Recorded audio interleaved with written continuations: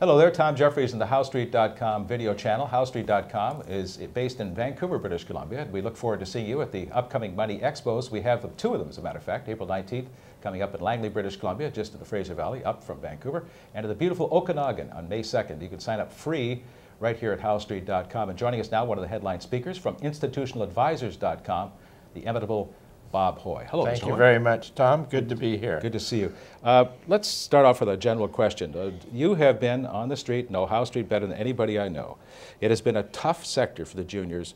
Are you starting to look perhaps at tiptoeing back in? Yeah, well, what we should look at is that in the post-bubble environment, eventually the gold stocks do very well, and some of the seniors have had a good rebound. But there's been a lot of the juniors left behind, and these small cap stocks, we think, that for the accounts with that risk can start buying them. And it reminds me of decades ago in a really bad junior Vancouver mining market, and one guy decided it was time to start buying the juniors, so he got a list of them, got their phone numbers, and he phoned each company, and if somebody answered the phone, he hung up and bought the stock because at least the company was alive.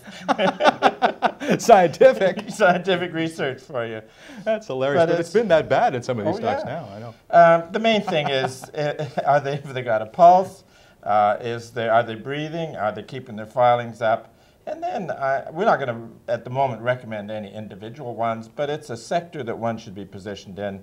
It's like buying the junior high-tech stocks back in '94 and '95. Then the whole world happened. So. Well, Dr. Copper is doing very well, up doubled in the last couple of months. That's supposedly an indicator that things are supposedly picking up in the commodity sector. Is that your view?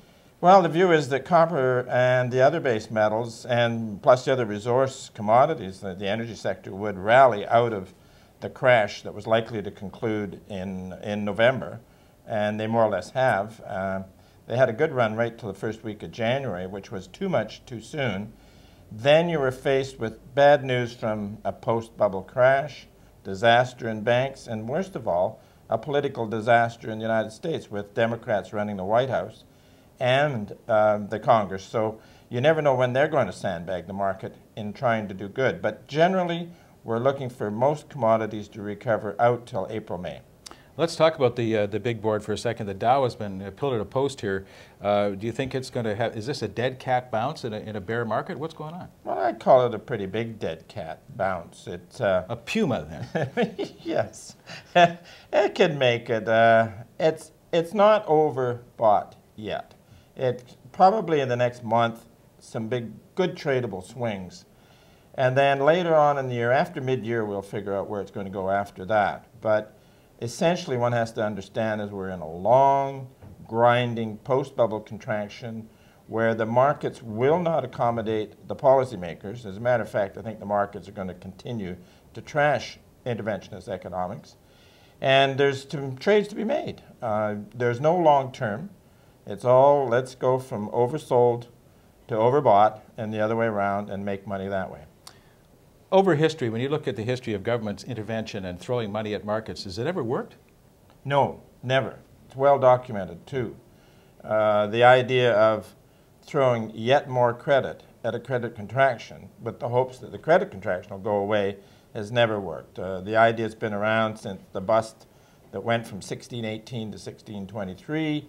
An intellectual then got up and said the problem is not enough credit. Whereas somebody trading, a real trader on then the main market was in Amsterdam, would have said, hey, there's no credit, no money to be had at even double collateral. All you do is record the condition. You don't hope that it ends, but you watch for the end. But anyways, even in the early 1930s, the Federal Reserve System and the U.S. Treasury accommodated. They tried to get the credit out. During the hiatus of the crash, the New York Fed, which was the big one then and is still huge now, it exceeded its lending authority by a factor of 6 times. It was really easy.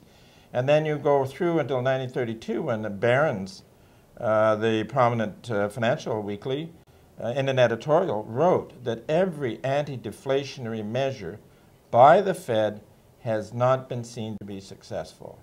So what you're dealing with here, and it's ironical because Bernanke was supposed to be the scholar on the post-1929 contraction, and he made the same conclusion as anybody else, that the Fed made an error and was too tight.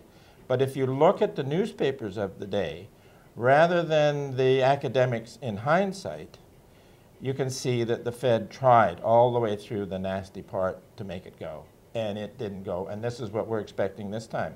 And actually in August, wrote a piece, point by point, showing that they have tried to inflate a deflation away, and it just doesn't go. Once you've had enough prices of enough asset classes up and they start coming down, it wipes out the speculators, and then also wipes out the ambitions of various politicians, I would think, as well.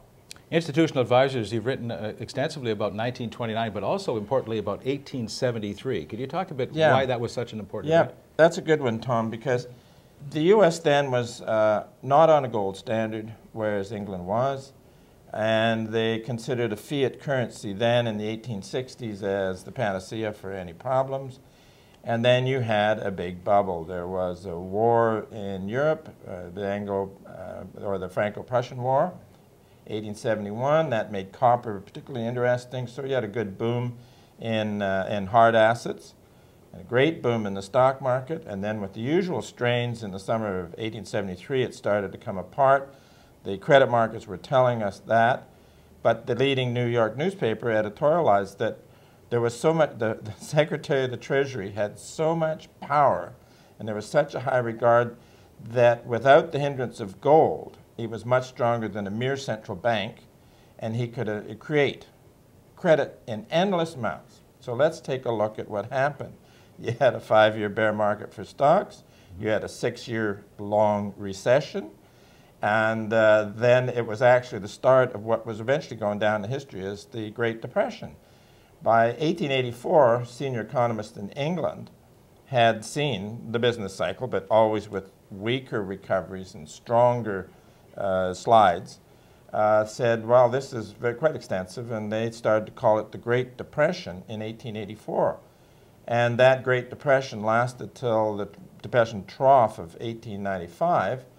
And then here's the ironical part, is that the leading economists were still analyzing the 1873 to 1895 Great Depression as to why it happened, what could have been done, the usual academic stuff. They were still analyzing it as late as 1939 when they suddenly looked around and said, oh, we've got one right here. So. You've also written extensively about these weapons of mass economic destruction as described by Mr. Buffett, derivatives. What role has derivatives played in this big mess we're in right now? Well, actually, you can go all the way back to the first really big bubble where you had enough players and enough companies by the late 1600s in London to have a stock market. Okay. By 1720, when the South Sea bubble brewed up, you had lots of players, and they were creating, the funding of that company, which was a quasi-government company, was part of the scheme, and there was all kinds of option agreements. Aha, those nasty options. Yeah, where you put this much money in and you could own this much stock. And the longer term ones were called papas, and the shorter were called mamas, and things like that. So they became the buzz thing. And it was making lots of money for the government, and nobody wanted to turn it off. And then it failed in June of that year. Drifted through the summer months, and then did the usual classic fall crash, and then the whole game was over. So there have been time bargains, is what some people call them, since the 1300s on current foreign exchange, on currencies, and on some of the more popular commodities then. So there's nothing new really in the financial markets since the 1300s, and these latest description of them being called derivatives, it's just that they got a whole lot more complicated than anything in the past, because you had computer programs that could keep track of the design, or well, you'd use to design these things, and it all got out of hand. So, and it's a credit expansion that is collapsing, and it will take a number of decades before all of the excesses are looked after. Well, Bob, it's always good to talk to you. I'd like to remind everybody watching this that Mr. Hoy is one of our headline speakers coming up at the HowStreet.com Money Expo, April 19th, Langley, British Columbia, May 2nd in Kelowna. You can visit Bob and his team at institutionaladvisors.com, and Bob is on with Phil Mackesy every week here at howstreet.com, and check out the podcast. Bob, it's good to see you, and thanks for your time. Thanks a lot, Tom. Always a pleasure. Bob Hoy.